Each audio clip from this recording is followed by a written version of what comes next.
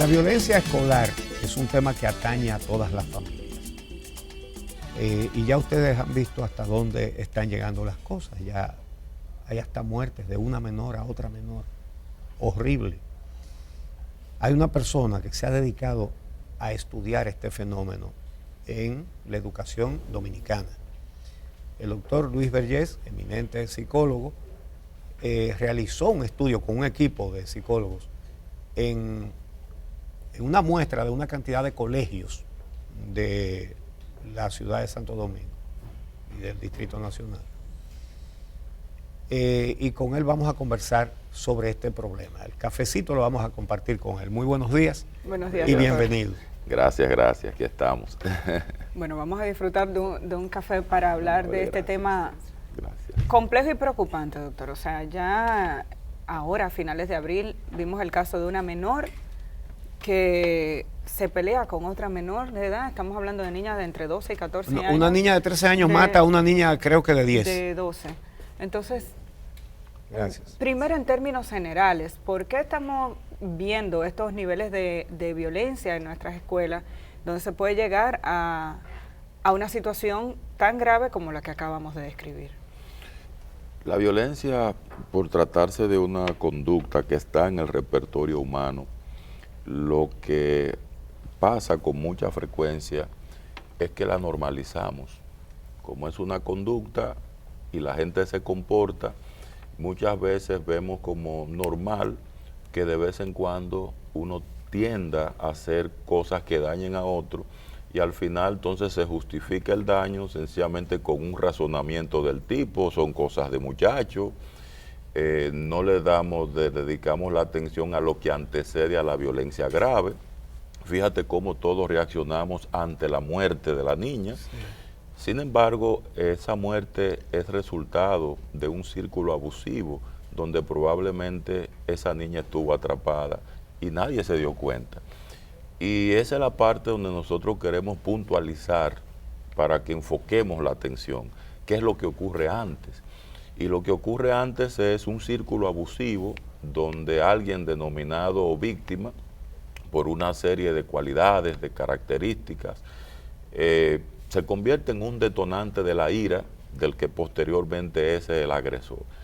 Hay también unos agentes intermediarios que son muy importantes. Nosotros le llamamos a esos agentes agresores asistentes, porque son los que observan lo que está pasando y no intervienen. Y sí, son los que se dan cuenta de que algo anda mal y no hacen nada. Y muchas veces hacen algo, pero para complicar la cosa. Instigar, agitar, llevar el chisme, decir.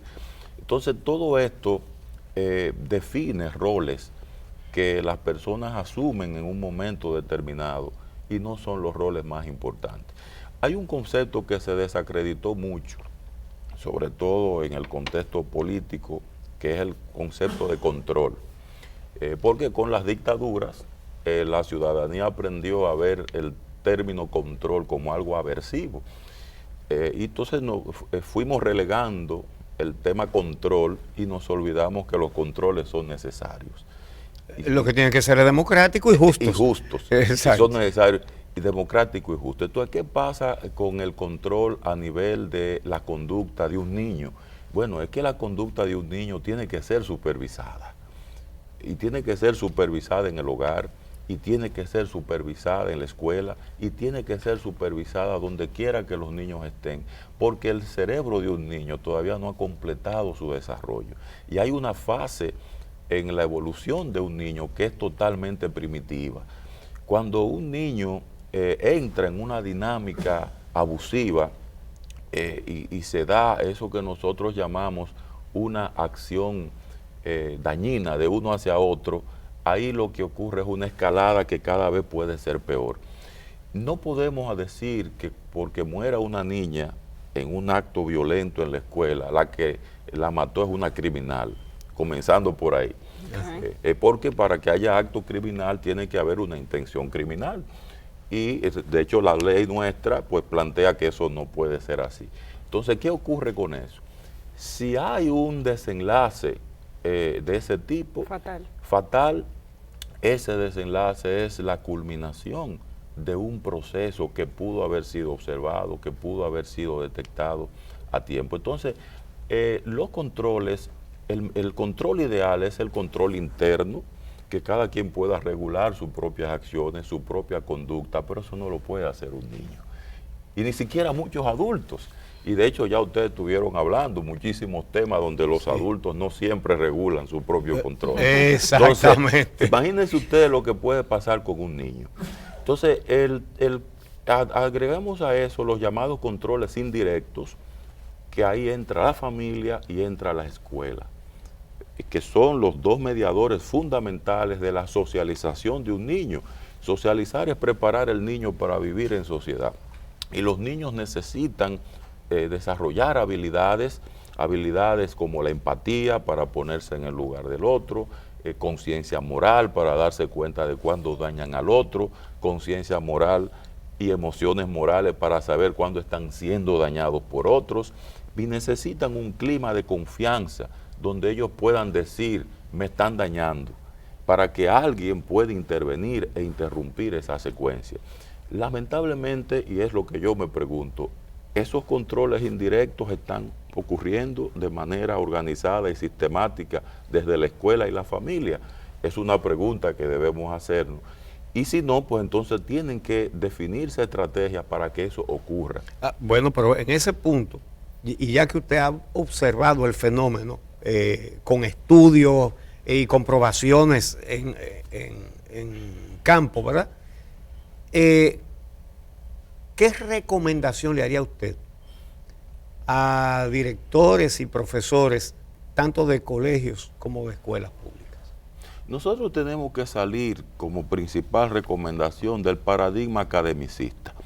Tradicionalmente se ha visto la escuela solo como un espacio académico, donde usted va a aprender a leer, a escribir, las habilidades matemáticas, lingüísticas y demás, y entender que la escuela es, junto con la familia, el principal espacio de socialización, donde debe entrenarse a la gente en las habilidades que requiere la sociedad para que ellos se ajusten y mejoren eso que llamamos convivencia ciudadana.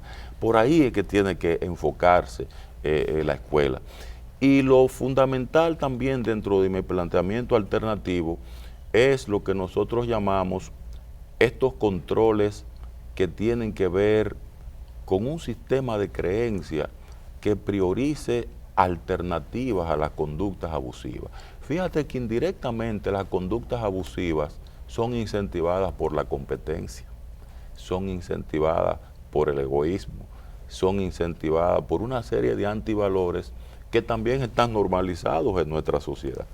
¿Quién es que más resalta? ¿Quién es que más se destaca? Muchas veces es el que más hace el ridículo, muchas veces es el que más se burla del otro, muchas veces es el que más hace chistes sexistas, chistes racistas y de todo tipo.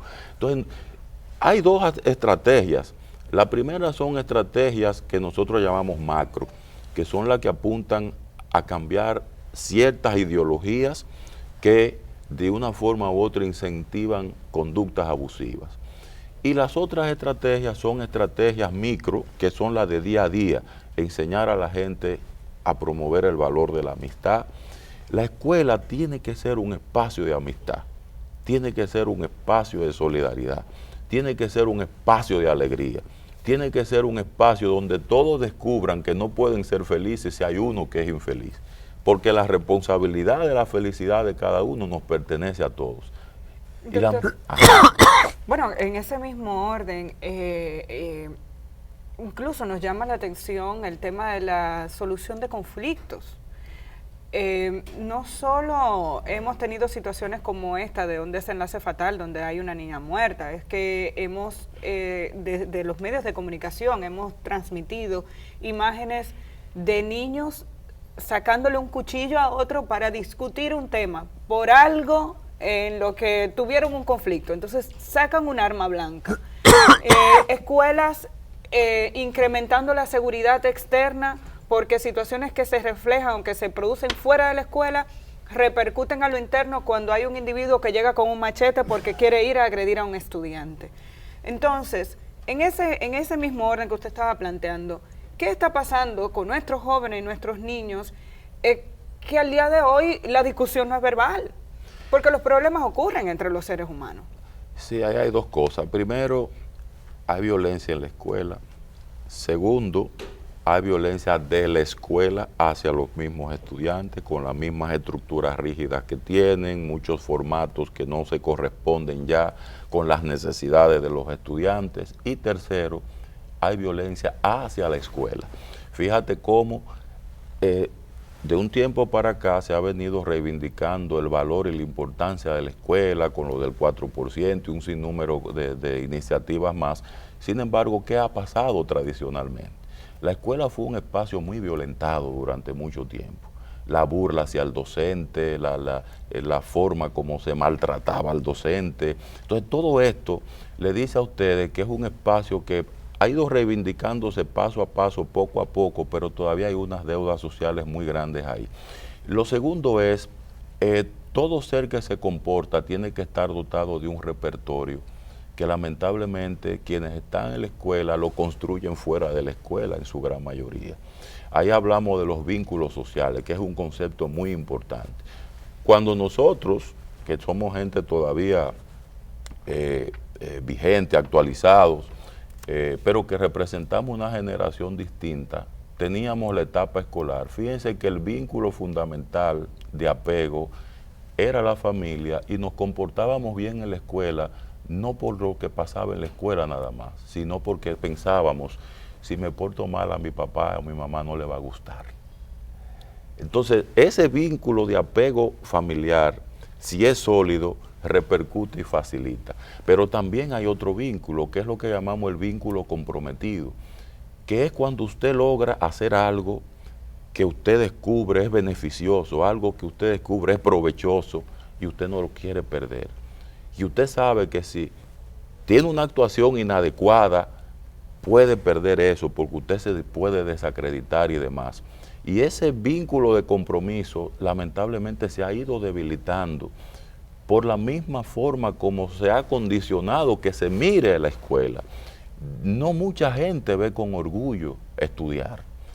Y en alguna medida eso también está afectando.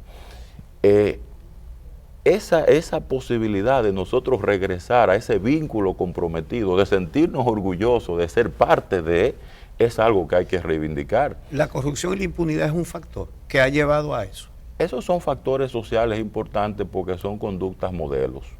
Y recuerden que los niños aprenden por modelamiento. Sí, fulano depositó 27 mil millones de pesos y le dieron uno al lugar.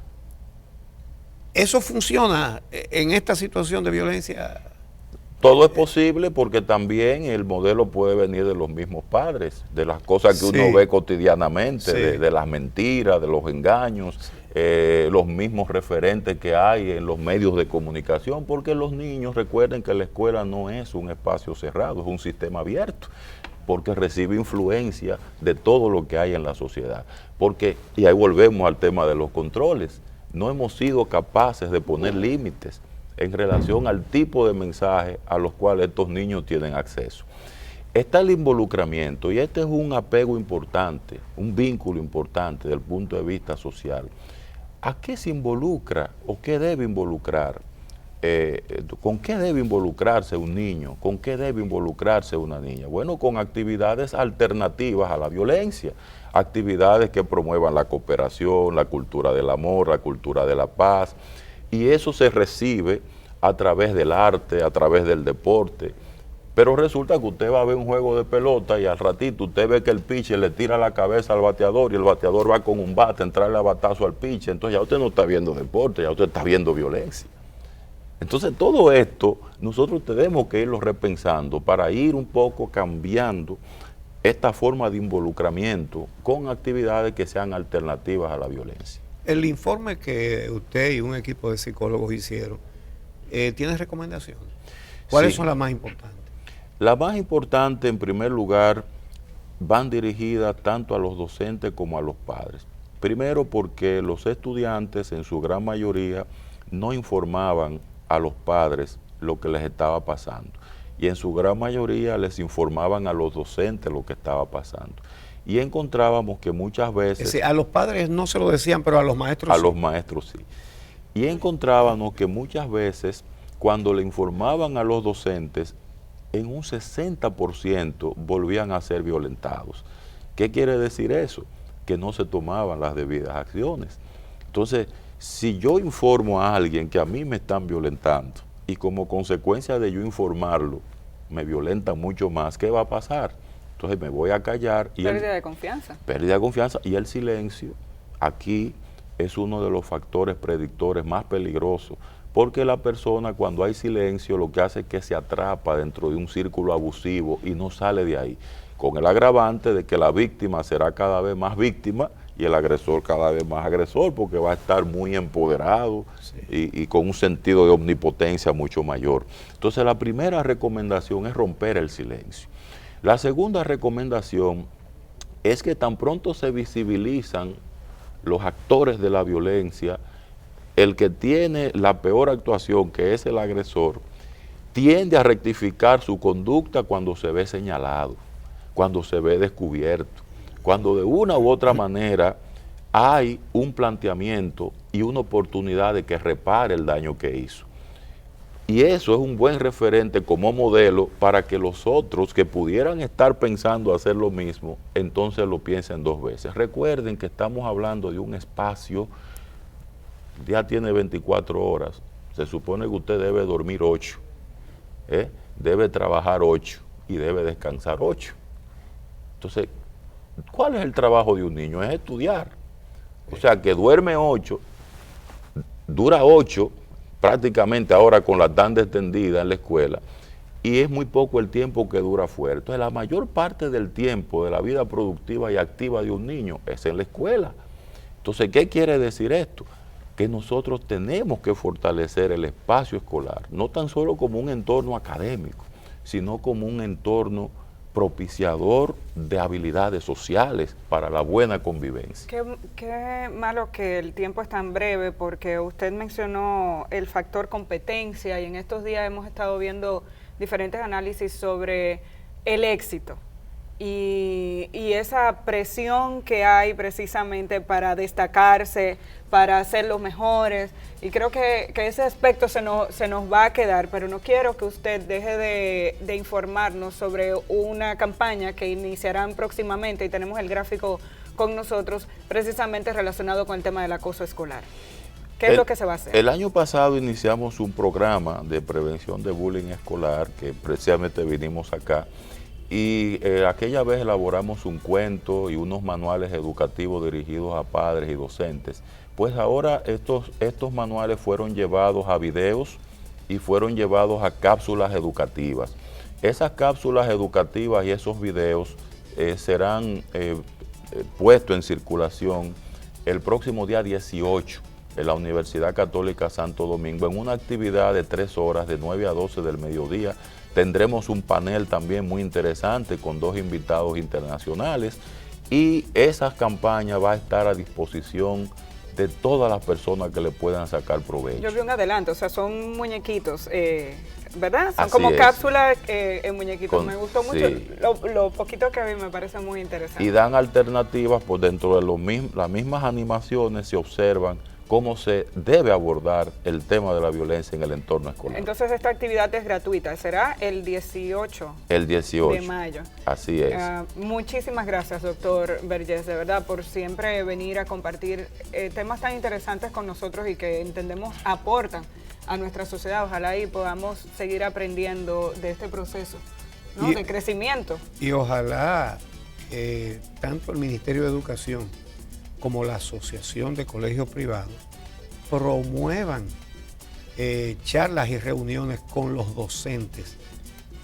Y con las familias. Para que el doctor Vergés le dé herramientas con que enfrentar esta situación que no es nueva. Y tal y como él dice, solo porque ocurrió una tragedia, ¿verdad?, con la muerte de una niña, entonces ahora nos damos cuenta de que la situación es grave desde hace mucho, y él lo viene advirtiendo y lo viene estudiando en los mismos colegios. Entonces, me parece que una necesidad es que los maestros y los directores de escuelas y colegios oigan los datos levantados por un equipo de psicólogos y las recomendaciones de los mismos. Así es. Gracias, Muchísimas gracias, doctor A Vergés. ustedes por invitarme, gracias. Y gracias a ustedes por acompañarnos cada día. Mañana a las 6 de la mañana los estaremos esperando para una nueva cita.